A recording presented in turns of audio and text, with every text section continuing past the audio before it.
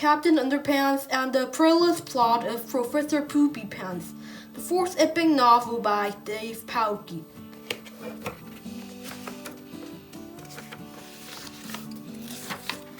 In our last 3 adventures, we tried to save our crazy principal from disaster. He thought he was a real superhero, but he wasn't. We didn't think things could get any worse, but they did. The top secret truth about Captain Underpants. Once upon a time, there were 2 cool kids named George and Harold. We are awesome, me too. They had a mean old principal named Mr. Crub, blah blah blah. Mr. Crub was very mean to George and Harold, blah blah blah. So they bought the 3D hypno ring. They used it to hypnotize Mr. Crub. You'll obey us, okie dokie. They made a terrible mistake. You are now Captain Underpants. Okay, haha. Hey, come back, Mr. Crub. Tra-la-la! Mr. Crub thought he was really Captain Underpants, but he didn't have any superpowers. They had a lot of adventures. One time they even got attacked by a UFO. Uh-oh.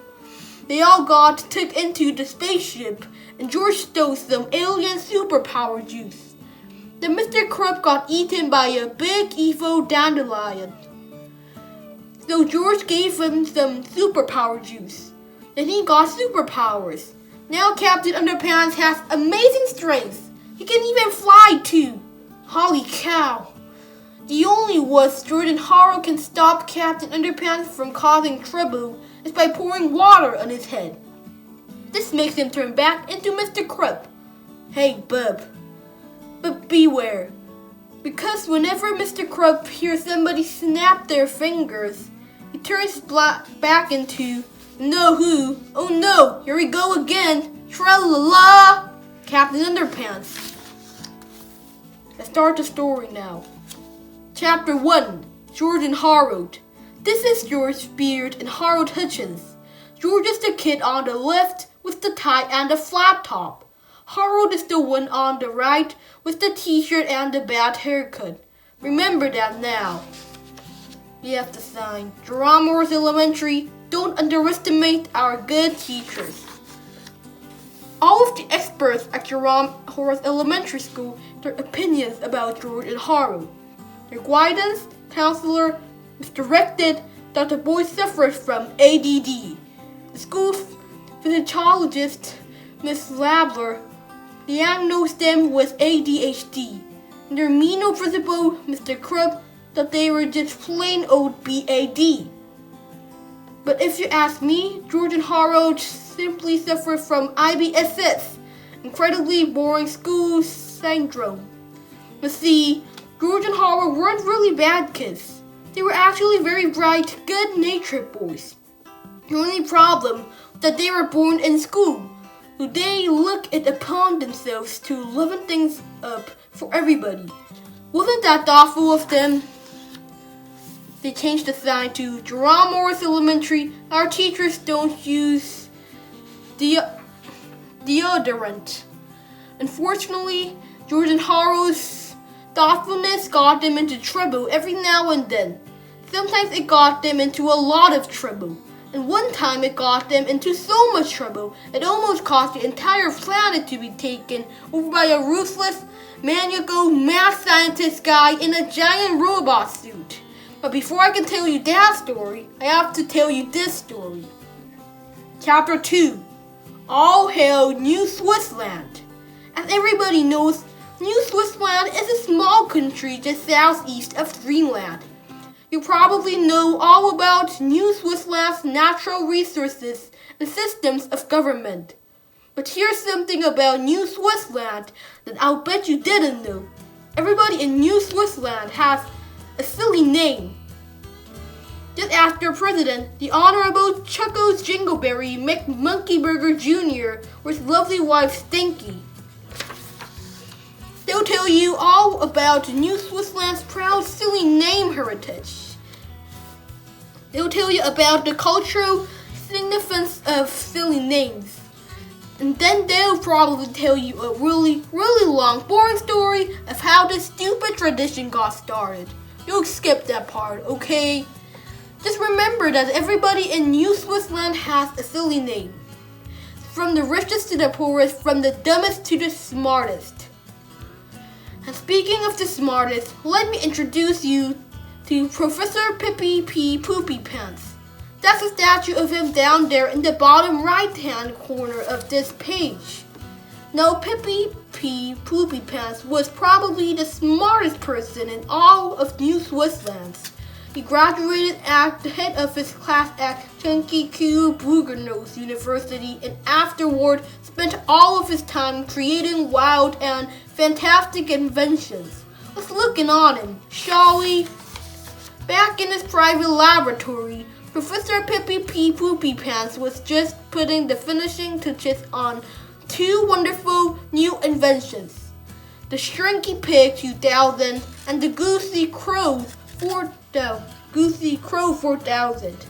Professor Poopy Pants called for his assistant, Pork Belly Funky Shunk. Mr. Funky Shunk, Pippy yelled, I am now ready to test my new inventions. Pork Belly took notice while the professor aimed his Shrinky Pig 2000 at the highest pile of trash. Berserk! A powerful beam of energy blasted the garbage heap. Suddenly, the large pile of trash shrank to the size of a gumball. Hooray! It works! Cried Professor Poopy Pants. Now I must try the Goosey Crow 4000. Pippy and Pork Belly aimed the Goosey Crow 4000 at an ordinary hot dog with mustard. Glazert! Went another bright beam of energy. Suddenly, the hot dog grew and grew until it crashed through the walls of the laboratories. We did it! Exclaimed Pork Belly. What do you mean, we? Yelled Professor Poopy Pants. I did it. I'm the genius. You're just a lowly assistant. Don't you forget it. Sorry, boss, said Pork Belly. With these two inventions, exclaimed Professor Poopy Pants, I will be able to solve the world's garbage problem and create enough food for everyone on the entire planet. Finally, it looked as if all of the Earth's dilemmas would be fixed forever. But who would have believed that in just a few short weeks, Professor Poopy Pants would be trying to take over the planet in a fit of frenzied rage? Well, dear readers, the tragic tale is about to unfold. But before I can tell you that story, I have to tell you this story. Chapter 3, The Field Trip. The Horse Elementary School was having its big annual field trip to Piqua Pizza Place. All of the kids had brought their permission slips and were lined up to get on the bus. George and Haro could hardly wait to eat pizza and play video games all afternoon. This is gonna rule, said George. Yeah, if we ever get there, said Harold. Hey, said George, let's change the letters around on the school sign while you're waiting. Good idea, said Harold. We have to sign Drummer's Elementary Pizza Palace field trips are today. So George and Harold ran over to the sign, began their thoughtfulness. Unfortunately, the boys didn't notice a dark, foreboding presence lurking nearby in the bushes. They changed the sign to Drummer's Elementary, please don't fart in a diaper. Aha! Cried Mr. Crab. I caught you boys red-handed.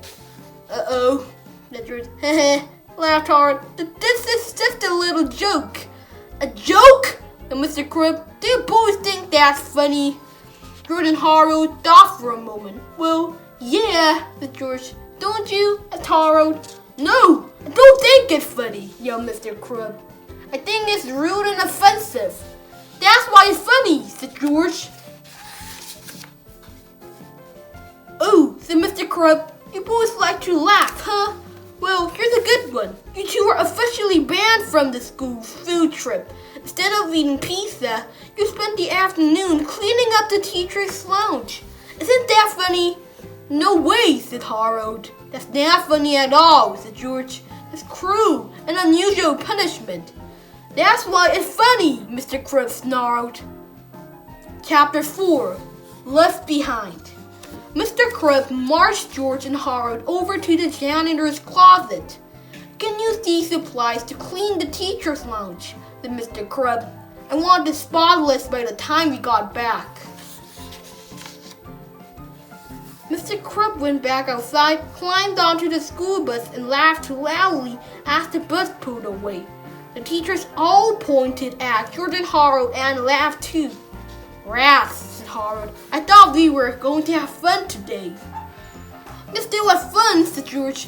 "All we need is this ladder, that box-powered paste, and those big boxes of styrofoam wormy thingies."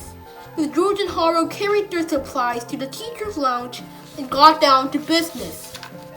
At the sink, George pulled the sprayer nozzle while Harold carefully taped the sprayer handle in the on position. Then the two boys put the nozzle back, making sure the sprayer head was pointed in the right direction. Next, George held the ladder steady while Harold climbed up to the ceiling fan. There he began scooping generous amounts of power paste onto the tops of the fan blades. "Is this right?" asked Harold. "Yeah," said George. "Try to get most of it on the ends of the blades." "Got it," said Harold.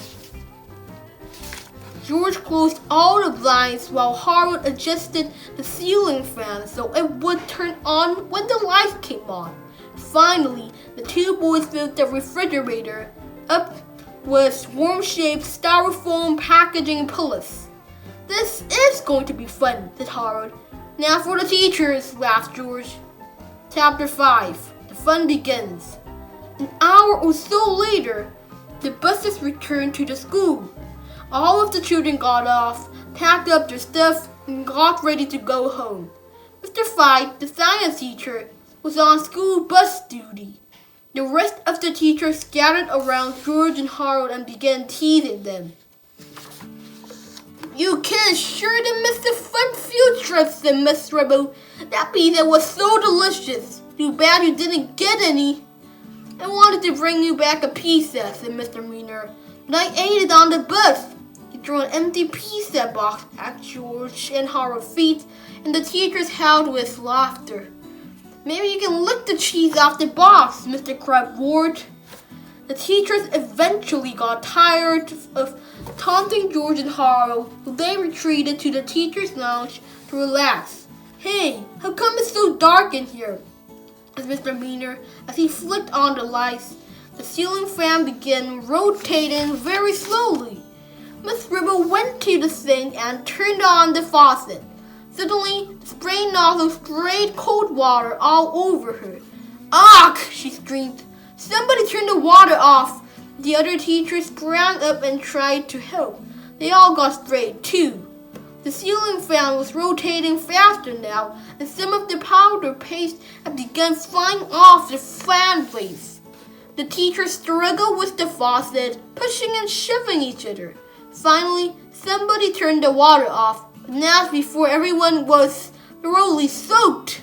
The ceiling fan was now spinning at full speed. All of the powder on the fan blades had been flung off, and it was now floating down onto the wet teachers. "Hey, what the?" cried Mr. Meaner. "What's all this sticky stuff, you Miss Anthrope?"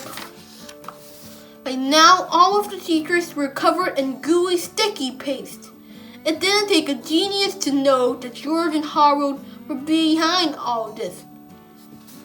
"Those brats better not have touched my diet soda," Miss Ribble shouted. She dashed to the refrigerator and swung the door open. Suddenly, thousands of tiny styrofoam pellets flew out into the room. The wind formed from the ceiling ran blew the pellets around and around. Naturally, they landed on the stickiest things in the room, the teachers. "Ugh!" screamed the teachers. They ran out of the teacher's lounge screaming and yelling. George and Harold saw what looked like a group of giant evil snowmen heading straight toward them. "I've got a good idea," said George. "What?" asked Harold. "Run," said George. Chapter 6. Bye-bye, Mr. Fight. The next day, George and Harold's science teacher, Mr. Fight, knocked on Mr. Krab's door. "What do you want?" barked Mr. Krab. I've come to resign, Mr. Fine. I just can't take it anymore." "Now hold on, Bob," said Mr. Krab. "Being a teacher is hard work. Can't just quit your job when things aren't—" "Don't understand," said Mr. Fine. "I think I'm cracking up." "What do you mean?" asked Mr. Krab. "Well," said Mr. Fine, "it all started a few months ago when I had this dream that I got eaten up by a talking toilet. Then I started hearing cats and dogs meowing and growling in the classroom. Then I imagined that the school got flooded with sticky green goop. Just yesterday, I thought I saw a group of abominable snowmen chasing two boys down the hallway." "Now, wait just a minute, Morty," said Mr. Krab. "All of that can be explained. And a few days ago," said Mr. Fine, "I thought I saw a big fat bald guy in his underwear fly out the window." "Holy cow," said Mr. Krab. "You're crazy." So Mr. Fine handed his resignation and left Ramaworth Elementary School for the greener pastures of the Pequot Valley home for the reality challenged. "Now, where am I going to find a new science teacher on such short notice, Mr. Krab? Where? Chapter 7. Here, oh here. Remember that poopy pants guy I was telling you about back in Chapter 2? Well, things hadn't been going too well for him in the past several weeks. Professor Poopy Pants had come to America to share the Shrinky Pig 2000 and the Goosey Grove 4000 with the world. Nobody seemed to want to hear about his inventions. They were all too busy laughing at his silly name. Poor Peppy Poopy Pants had been laughed out of every major scientific institution in the U.S. He'd been giggled out of Georgetown, howled out of Harvard, yuckled out of Yale, snickered out of Stanford, and chuckled out of Chattanooga State Technical Community College. Professor Poopy Pants was running out of money, and there was no place left for him to turn. But one day, the professor walked into a New York coffee shop and picked up a newspaper. Like a message from heaven, Poopy Pants found his answer. "That's it!" he cried. "I'll become an elementary school science teacher." Midwestern Elementary School seeks science teacher.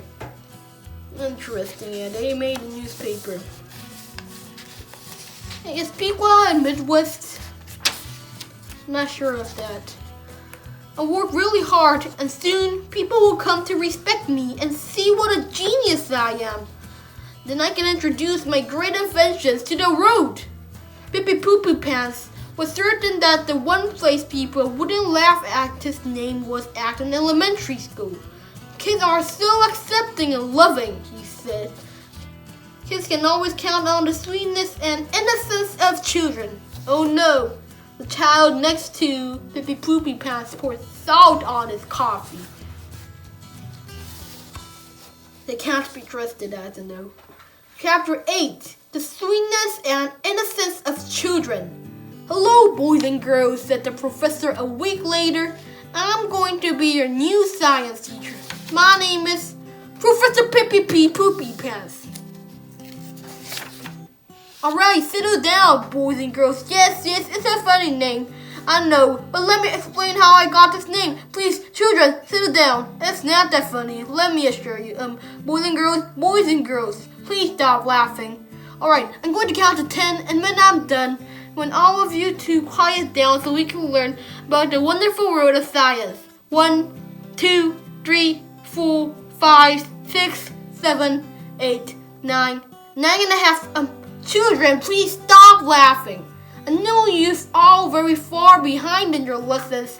We've got a lot of catching up to do. Boys and girls, stop it. I'm not going to tell you again. It's not funny. There's no reason at all for you to be laughing at my name. I'm sure we all have funny names if you think about it. Stop it right now. Okay, boys and girls. Just wait until you all settle down. I can wait. A week later, things hadn't gotten any better. Professor Poopy Pants was really beginning to get angry. How am I going to get through to these children? He asked himself. Hey, I've got it. I'll create a wonderful new invention. Chapter 9. The Durable Jogger 2000. Next morning, Professor Poopy Pants came to school with an odd-looking miniature robot. Look, children, he said. I've created a new invention using the principles of science. I called it the Durable Jogger 2000. The children stopped laughing for a moment and looked with interest at Professor Poopy Pants' new invention. You see, children, said the professor, some people like to jog and their pets like to jog along beside them. That's fine if you have a dog or a cat, but what if you have a pet gerbil? It used to be a big problem, but not anymore. Professor Poopy Pants opened the glass down on the Durable Jogger 2000 and inserted a cute, fuzzy gerbil. The gerbil pushed his tiny legs against the simple controls, and suddenly the machine came to life. In no time at all, the gerbil was jogging around the classroom in its robot suit. The children were delighted. Wow, said Connor and McKinney. Science is cool. All of the other children agreed. This is wonderful, thought Professor Poopy Pants. I freed them. Now I can teach them. Excuse me, said George the professor. What's their middle name? My middle name, said the professor proudly, is Pee-Pee. Why do you ask? At that point, children picked up at where they had left off, laughing at Professor Pee-Pee Poopy Pants' ridiculous name. The professor began to shake with anger. Tiny veins in his forehead started growing, and his face turned bright red. Can't take much more of this, the furious professor said through clenched teeth. I think I might blow a fuse if just one more thing happens. Chapter 10. Just one more thing. Soon afterward, in reading class, the children all heard the story of the Pied Piper of Hamelin. You know, said George, that story gives me an idea. So George and Howard began working on their newest comic book, Captain Underpants and the Pied Pooper of Pequa. That afternoon, they snuck into the office and ran off copies of the new adventure to sell on the playground, and everything would have been just fine if one of the third graders hadn't left his copy lying around in the hallway. Chapter 11. Captain Underpants and the Pied Pooper of Pequa by George Beard and Howard Hutchins. Once upon a time in the city of Pequa, Ohio, there was a science teacher whose name was Pee-Pee Poopy Pants. My middle name is Pee-Pee. Everyone laughed at his funny name. Ha ha ha ha. This made Pee-Pee mad. I'll show them. So he built an army of Durable Jogger 2000. Ha ha. He put a gerbils in each one. Hey man. But he couldn't make them do any evil stuff. Rats tap tap. Then he thought of an evil plan. But of course, he made a bunch of little headphones and put them on the gerbils. Soon, Professor Poopy Pants' army of Durable Jogger 2000s were off on an evil rampage. They all headed straight for the school. Ha ha ha ha. Help! Durable Jogger 2000s broke in the cafeteria. They just knocked over some cupcakes and now they're attacking the gym teacher. And why are the evil stuff always attacking the gym teacher? Quick, somebody save the cupcakes! Professor Poopy Pants and his evil army rounded up all the children. Follow me, ha ha ha. This looks like a job for Captain Underpants. What seems to be the problem? I'm taking these kids to be my slaves. And just who do you think you are? I'm Professor Poopy Pants. Ha ha ha ha ha ha. Professor Poopy Pants was really mad. So he pressed the button on his bow tie. Click, and this bow tie transformed him into a giant cyborg. Ha ha ha ha. Uh-oh. They had a big fight. The Captain Underpants was faster than a speeding waistband, more powerful than boxer shorts, and able to leap tall buildings without catching a wedgie. Tra-la-la. And I know that. I already know that. Please stop telling me that. Professor Poopy Pants chased our hero to an auto junkyard. I've got you now, waistband warrior. Now I'm gonna crush you.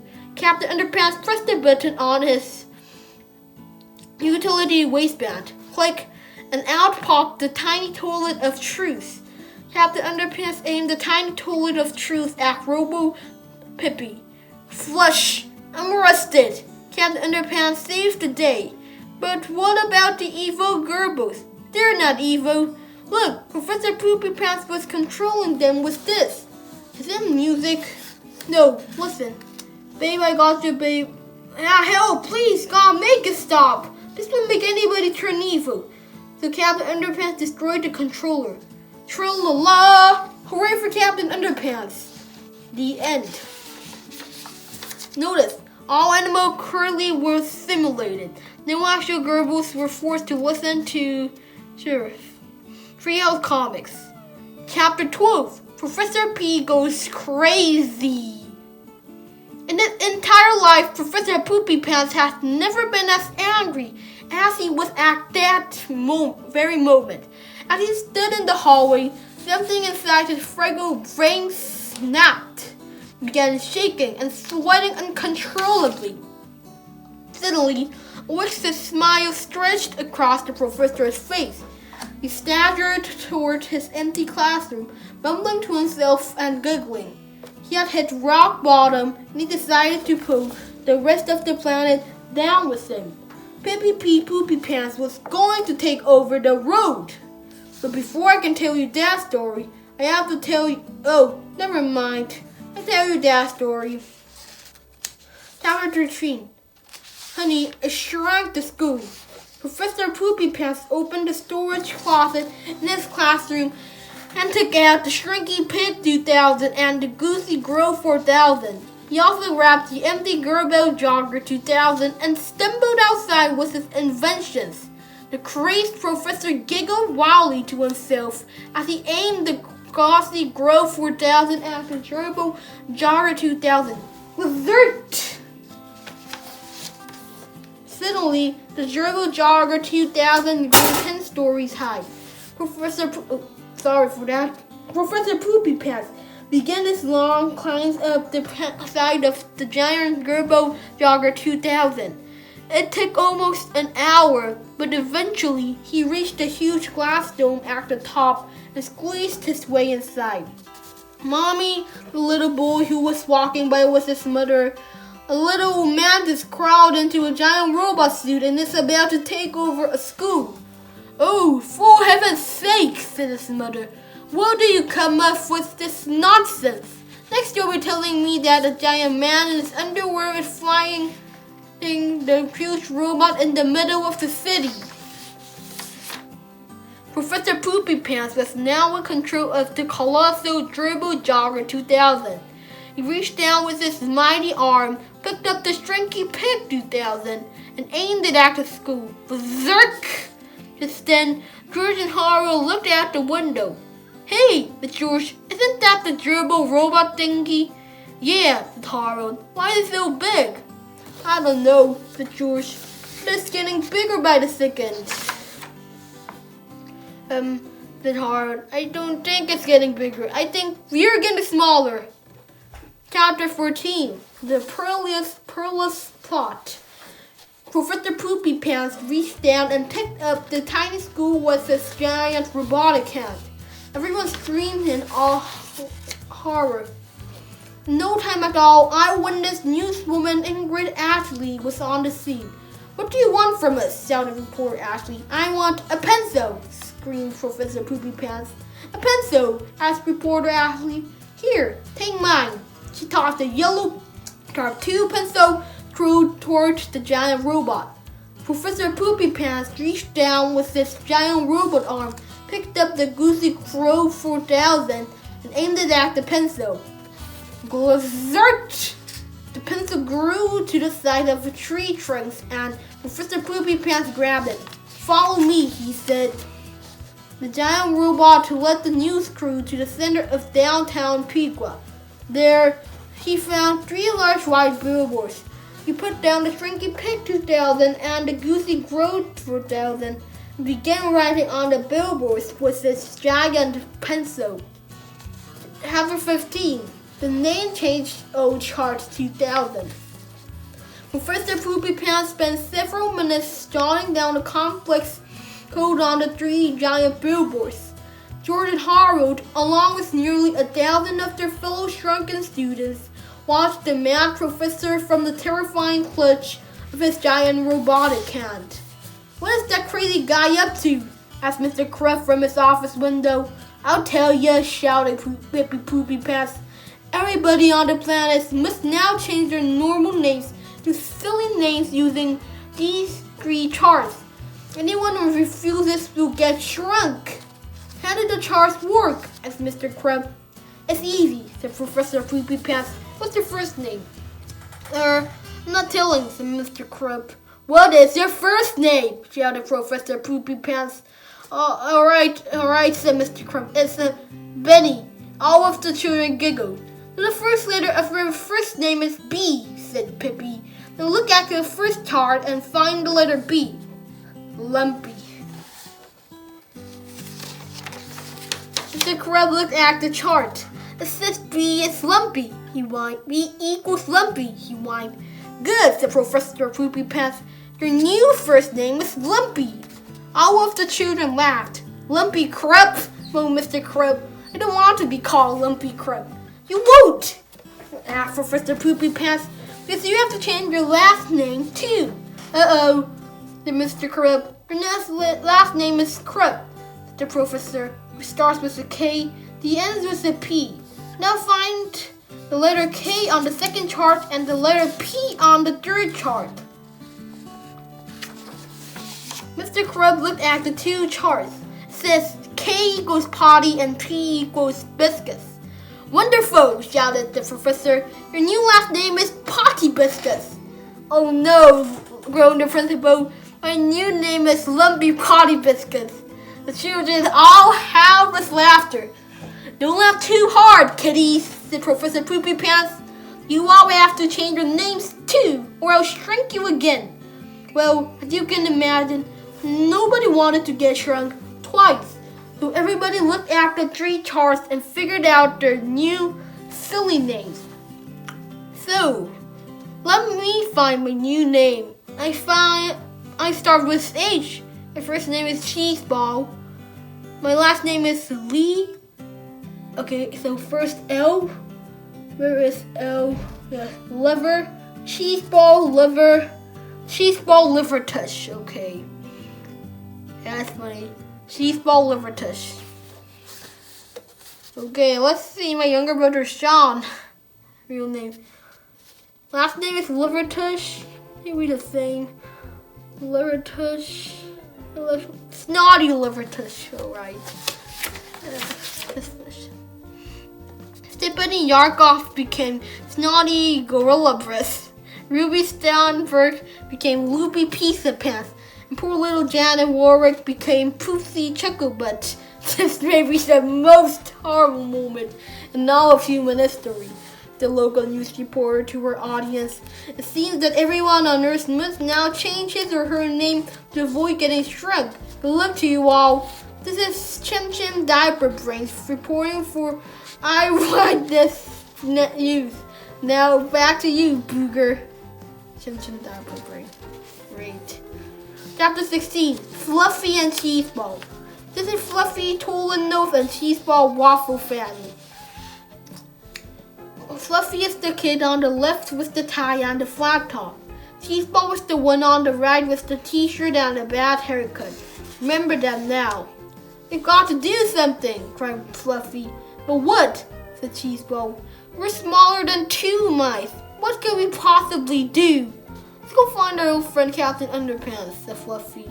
The Fluffy and Cheeseball ran to Mr. Potty Biscuit's office and found him coiling under his desk. "Can't believe I'm about to do this," said Fluffy. "But here goes nothing." Fluffy snapped his fingers. Snap! Suddenly, a strange change came over Lumpy Potty Biscuit. His worried frown quickly turned into a heroic smile. He rose from behind his desk and thrust out his chest. In no time at all, Mr. Potty Biscuits had removed his outer clothing and tied a red curtain around his neck. Tra-la-la, sounded the hero. Captain Underpants is here. Cool, said Cheeseball. But from now on, you have to call yourself Buttercup Chicken Fanny. The guy in the gerbil suit says so. Hey, said Captain Underpants, I don't take orders from anybody. Great, said Fluffy. Now fly out that window and bring back that big machine thingy with the lava lamp on top. Yes, sir, says Captain Underpants. Chapter 14. Captain Underpants to the rescue. Captain Underpants flew down to the ground and grabbed the Gossy Crow 4000. But on his way back up, he was spotted by Professor Poopy Pants. The evil professor zapped Captain Underpants with a bolt of energy from the Shrinky Pig 2000. Berserk! Suddenly, the waistband warrior began to shrink even smaller than before. He flew back to the tiny school carrying an extremely small Gossy Crow 4000 and he dropped it into Fluffy's hand. Hey, where's Captain Underpants? Asked Fluffy. I don't know, said Cheeseball. I think he got shrunk so small that we can't see him anymore. Well, said Fluffy, at least we have this little invention thingy. How's that going to help us? Asked Cheeseball. I saw Professor Poopy Pants use it to make that pencil grow really big, said Fluffy. It's our only hope of ever getting back to normal size. I hope it still works, said Cheeseball.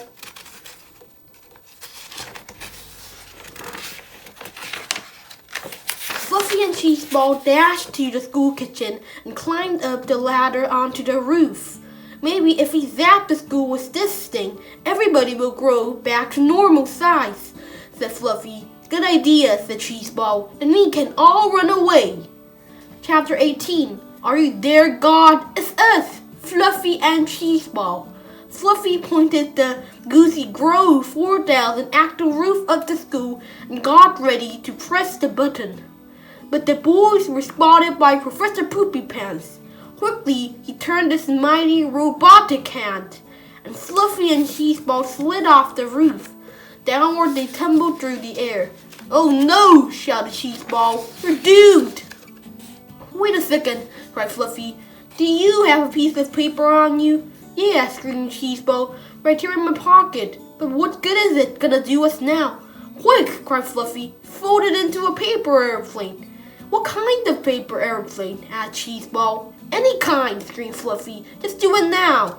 Quickly, Cheeseball folded the paper into a goofy-looking glider. How's this? He screamed. Great, yelled Fluffy. Now hold it steady. Fluffy pointed the tiny Goosey Grove 4000 at Cheeseball's airplane, and he pressed the button. With zert! Suddenly, Cheeseball's airplane grew to an enormous size. Fluffy and Cheeseball flopped down into it, and the paper airplane took off, gliding through the air. Oh man, cried Cheeseball. I can't believe that worked. We're not out of this yet, yelled Fluffy. Chapter 19. The Flight of the Goofy Glider. Fluffy and Cheeseball had to admit that it was pretty cool flying over the city streets on a paper airplane. They didn't even seem to mind the fact that they were only about an inch tall each. But you can probably imagine the boys' concern when they started heading straight for a wood chipper. Oh no, cried Fluffy. We're gonna get wood chipped to death. Cheeseball couldn't look. He put his hands over his eyes and waited for the inevitable. Suddenly, swoosh! The paper airplane swerved sharply and missed the wood chipper altogether. Hey, cried Fluffy. How did that happen?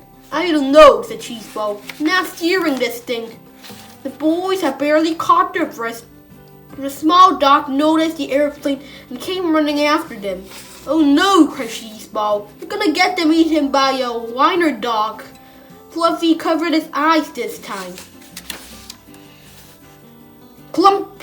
But wouldn't you know it, the airplane swerved sharply upward and out of the range of the little dog altogether. Are you doing that? Asked Cheeseball. No, said Fluffy. It must be the wind.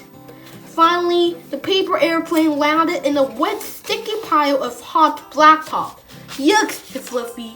What could be worse than getting stuck in a pile of blacktop? Maybe getting crushed by a big steamroller thingy, said Cheeseball.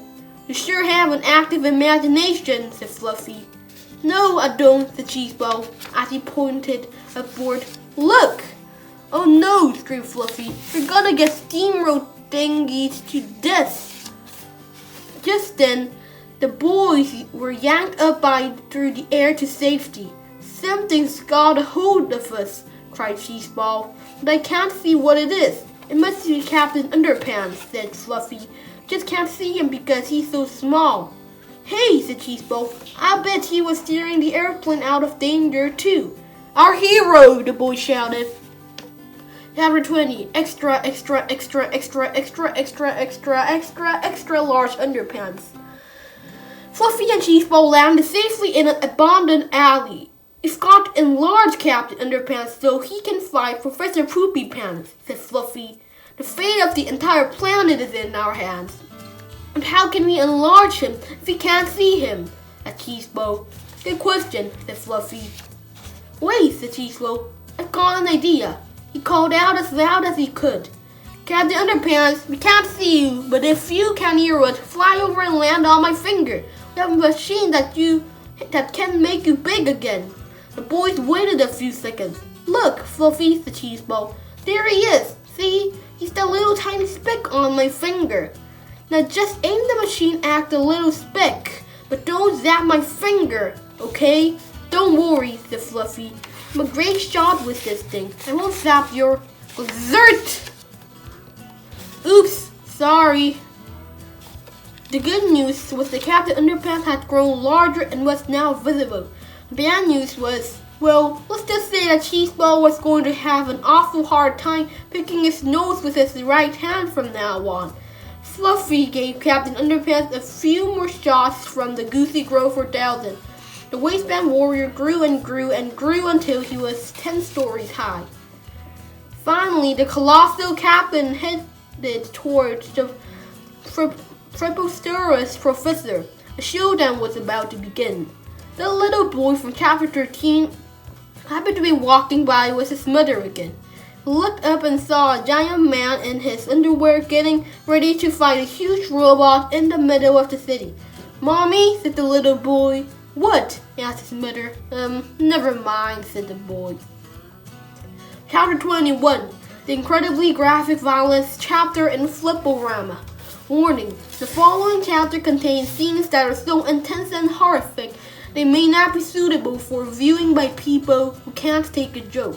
If you are easily offended, or if you tend to blame all of society's evils on TV shows and cartoon characters, please run to the nearest supermarket and get a life. They're located in the Get Real section next to the clues. Good luck! Flipporama 1. I just don't want to add my sound effects. Professor Poopy Pants packed a powerful punch. Why isn't it working anymore? But the head-butted hero halted the horror. The brief, wearing bandit battled the bionic behemoth.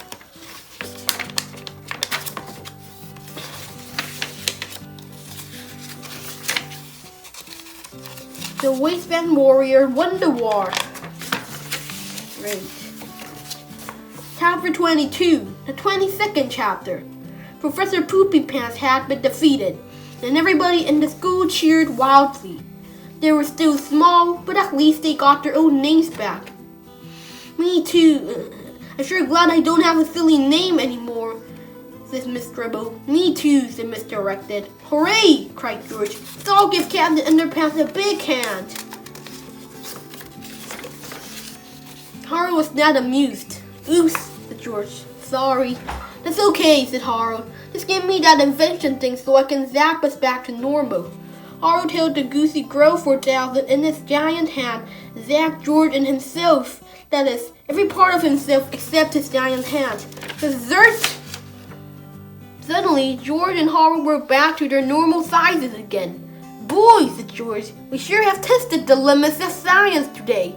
Yep, said Harold, and the limits of our readers' willing suspension of disbelief. Yeah, said George, that too. George and Harold picked up their tiny school and carried it back to where it belonged. George got ready to zap the school with the Goosey Grove 4000, while Harold prepared to zap Captain Underpants with the Shrinky Pig 2000. I sure hope this works, said George. Me too, said Harold. Chapter 23, to make a long story short.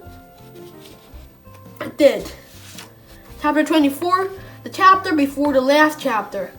George took Captain Underpants over to the bushes behind the school and ordered him to dress back up like Mr. Crump. Let's go, bub, said George. We haven't got all day. Then Harold had some fun with the garden hose. In no time at all, Mr. Crump was back to his old nasty self again. Soon the cops showed up to arrest Professor Poopy Pants. There was one thing I don't understand, said George to the professor. Wouldn't it have been smarter to change your own name instead of forcing the rest of the world to change theirs? Gosh, said Professor Poopy Pants, I never thought of that. A few weeks later, George and Harold received a letter from the Pequot State Penitentiary. Yeah, I don't know, jail. Yeah, prison. Dear George and Harold, Pequot State Pen. Dear George and Harold, sorry about trying to overthrow the road and everything. I've decided to take your advice and change my name to that people won't laugh at me anymore. From now on, who is going by my grandfather's name on my mother's side. It's such a relief that. Alright, the handwriting's so messy I can't read it. Sorry. Chapter 25, the chapter after the chapter before the last chapter. And no, said George, I really learned something today. What's that? Asked Harold. I learned that it's not nice to make fun of people, said George. Wow, said Harold. I think this is the first time one of our stories ever had a moral. Probably the last time too, said George. Let's hope so, said Harold. But George and Harold had forgotten all about the other moral they had learned along the way, which was, don't ever hypnotize your principal. Because if you do, your life can go from bad to worse. Snap, snap, at the snap of a finger. Oh no, screamed Harold. Here we go again, screamed George. Tra-la-la! Thank you for watching and please wait for the 5th novel. Will be uploaded soon. Take care.